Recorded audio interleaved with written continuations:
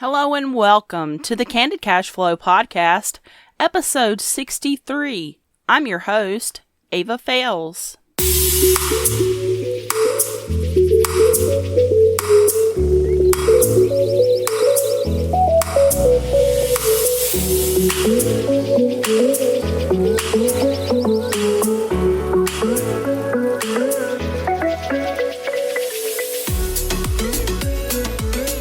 Hey there, welcome back.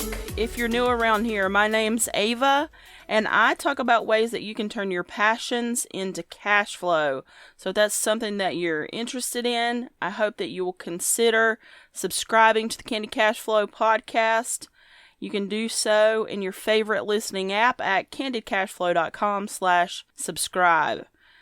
I would love it if you signed up for my emails. I just released a book called Fresh Concepts based on ideas that I've generated by writing to my email list on a daily basis. And I will put a link to that in the show notes if you'd like to grab it.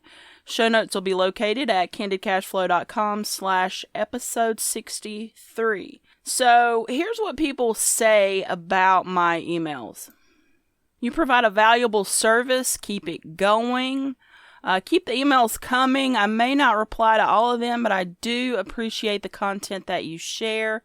Awesome stuff, Ava. I'm sending this to my wife so she can subscribe.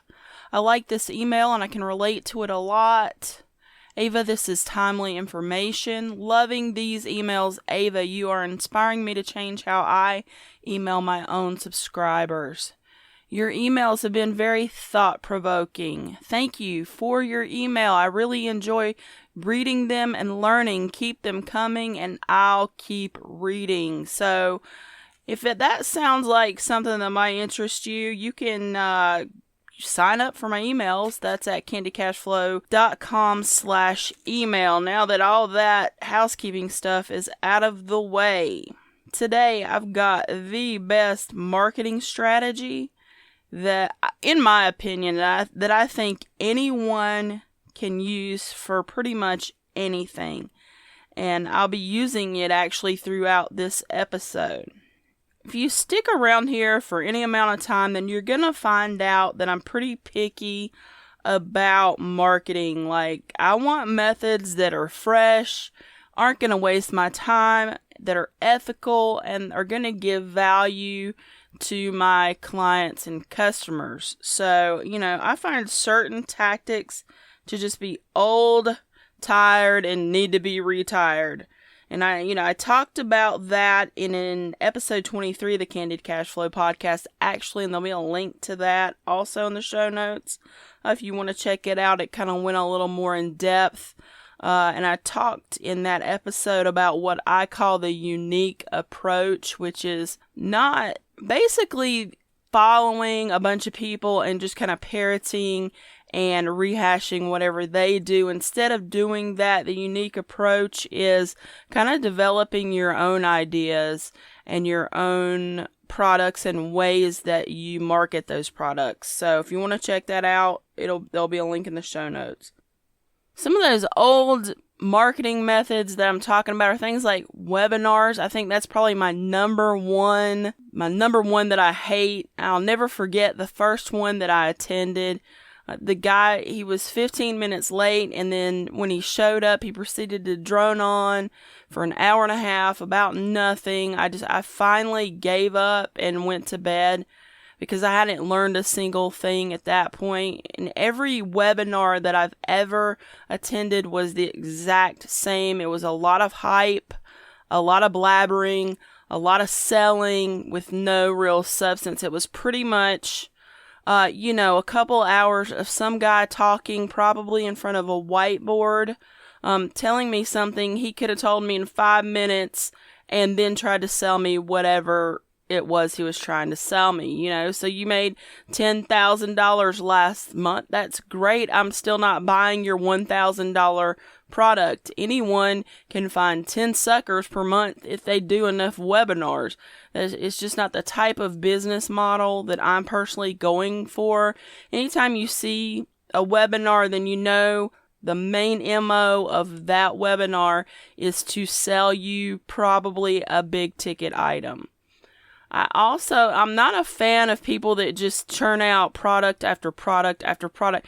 I'm currently trying to build my business around content and information products, and some of those things are going to be for sale. It's just the nature of the beast. But the thing is that there are these guys, and their entire business model is to churn out products and run a big launch on a platform like Warrior Plus or JV That's their entire business model. Like they launch. Launch is their meal ticket.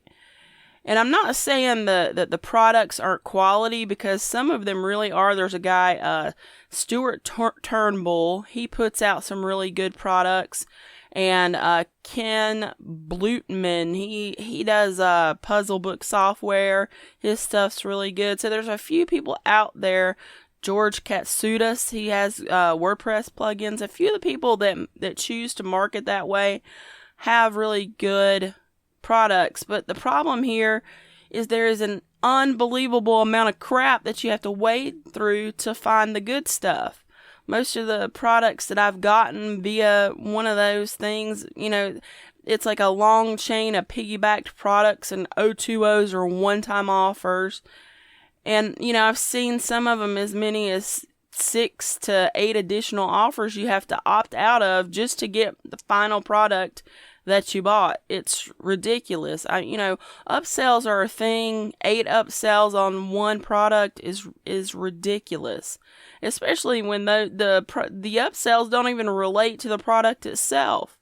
So I'm done with that stuff. It's not the type of business model that I want. It's not the type of business model that I recommend for people that I consult with, teach, advise, blah. So another one is, the crappy email list. Now look, I started writing to my email list daily in November of this past year, and that's something that I thought that I would never in my life do, is write an email every day. Or, because I didn't really want to receive an email every day.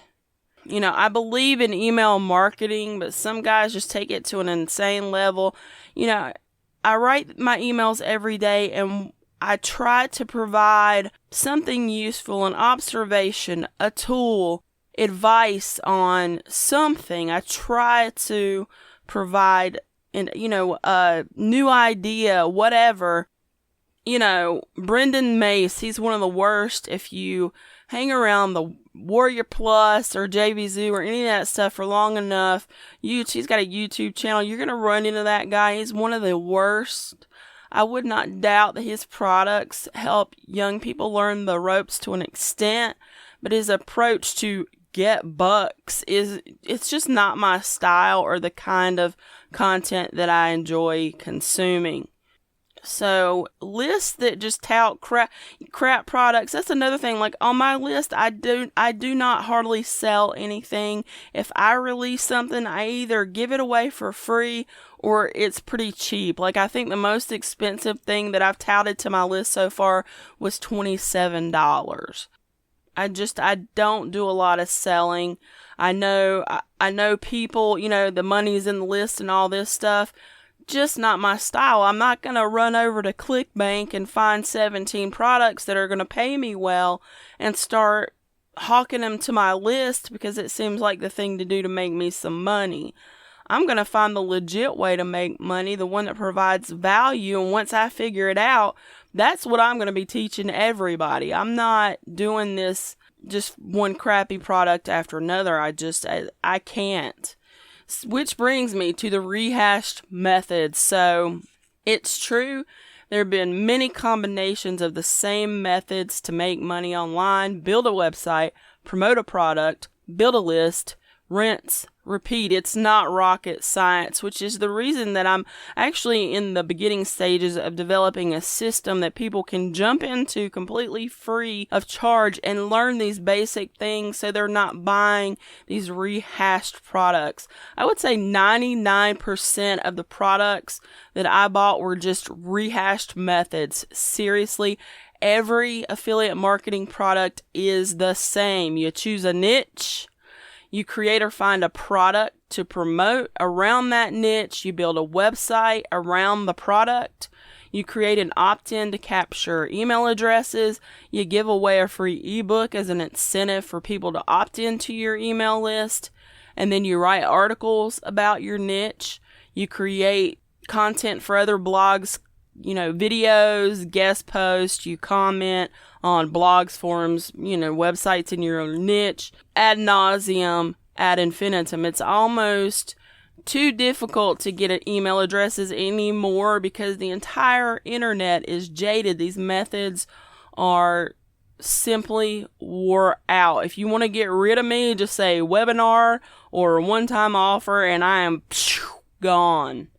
Since I made this initial list, which was in that old podcast episode 23, entitled Old Tired Marketing Methods and the Unique Approach, which I mentioned earlier, I've come up with a couple more. One of them is going to be the urgency marketing method.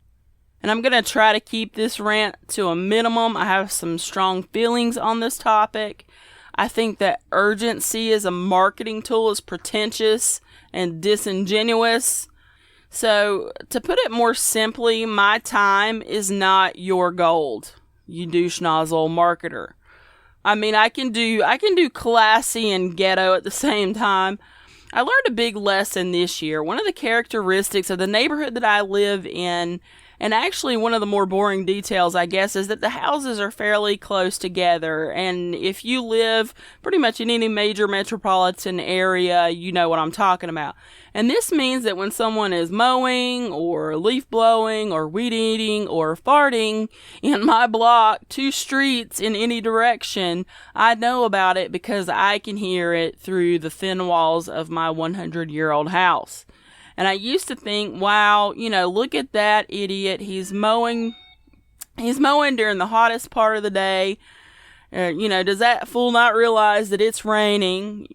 And the thing that has happened to me in the last year is that I've lived both of these scenarios in this past year because I don't have any other time to do those things. So helping care for my mother takes about 4 hours right out of the middle of my day, 5 days a week. And I recently brought that down to 3 days a week just so I can do things like get this podcast out to y'all. And then the other thing is, it's one reason that I work from home. So things get done when they get done and they happen when I'm able to make them happen. I don't have kids, but this can't be unlike having children. So for some marketer to act like their time is more important than mine, try to use my lack of time as their marketing tool, or, pretend like they want to help me but only at 7 p.m., or any other variation thereof where they're using urgency and scarcity and that kind of crap as a marketing scheme. Time is a finite resource. It's the most valuable thing that we have as humans. And people think that they can buy that from us, and they can. I mean, I've sold people a lot of hours of my time, but marketers think that they can turn your time into gold by creating a false sense of urgency, and that urgency is always false. They want your time and they want you to pay them for taking it. You can use urgency the right way. Discounts are a good way to use it. Countdown style deals are a good way to use it. Your webinar at 7 p.m. with no replays is not. No reruns for your timed show is not. You're limiting yourself by limiting your audience in one of the worst ways possible, by putting constraints on their most limited resource. There are better ways to sell that are much more effective. I'm going to cover one here in just a few minutes. It's the one we've been building up to this entire episode. No one likes to be shoved off a cliff. They want to jump off voluntarily. Don't sell people what they're not buying. Finally, the last sales tactic that has irked me, and this one is very relevant to what the world is going through at this moment. So, recently I went to the grocery store, and on the toilet paper aisle, there was a lone roll of toilet paper on the floor, And it definitely looked like some type of showdown had gone down right there. It's so strange with this whole coronavirus, COVID-19 thing. You know, none of the symptoms have anything to do with what you would use toilet paper for, but that's the thing that is in most short supply right now. That's the thing that people decided that they were going to buy it all and hoard it. So regardless of your stance on the current thing, this COVID-19 thing that we're going through has, you know, large parts of the country basically on lockdown. Regardless, we can probably all agree that the marketing tactics that have surfaced during this are just as despicable as the price gouging that's gone on. So you sell information products on car maintenance. We don't need you to contrive a COVID-19 selling point for your content. It's ludicrous. All of the trend chasers have seeped from the woodwork to see if they can be more clever than the next guy. Marketers are just as bad as conspiracy theorists, and I can say this because I'm a bit of a conspiracy buff. Just like everything is a conspiracy for marketers, everything is a money-making opportunity. I don't have any COVID-19 specials for you, no Corona coupon codes, got none of that here. I refuse to peddle things on the back of misfortune during a crisis. I'm here to solve problems and answer questions. I'm not here to line my pockets with your money while you're struggling to stay safe and well. So that pretty much covers the crappy marketing tactics that I've come up with thus far in my journey. And, you know, I feel like these things should be laid to rest right along with cold calling and door knocking. Someone please tell the shady salesman and the shady salesman trainers that it's 2020. Don't come knocking on my door. I'm not going to answer it, especially after dark. Don't call me. I'm not going to answer it. That being said, the absolute best marketing tactic around is the one that I'm about to share with you right now. And I'm going to use it just a little bit more so I can further illustrate my point. Are you on to me yet? I'm definitely no expert at internet marketing. I still learn every day. Utilizing this tactic is a craft that I'm still honing. I use it on a daily basis. I'm using it in this podcast right now. I use it probably in every email that I write to my list. I use it in every headline. Is it effective? I'm quite pleased with the results myself. I think I've probably strung you along for just about long enough. This marketing tactic, the one that anyone can use, and the one that you can use for almost any product, I can't think of a product that you can't use this with, is something that the great copywriter David Ogilvy called curiosity. You may understand it better as a tease or a teaser. Everyone selling stuff uses it. Movies use it. Music artists use it. Dirty gurus use it. That's because it's madly effective. Our brains are wired to want to know the answer. We will almost always stick around to find out what someone is talking about if it is not immediately apparent.